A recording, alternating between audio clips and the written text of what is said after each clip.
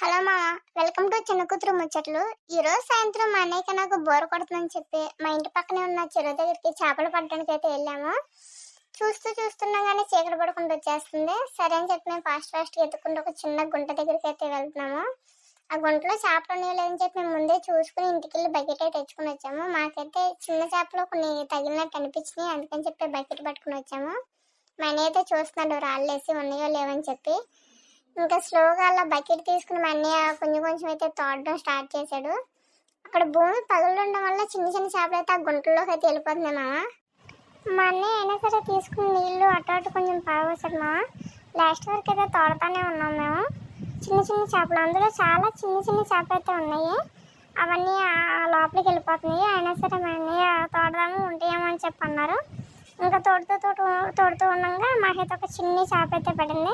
ఇంకా ఈ సైజులో అయినా ఉంటాయేమో అని చెప్పి మళ్ళీ తోడుతుంటే ఈ పెద్ద చేప ఒకటి పడింది.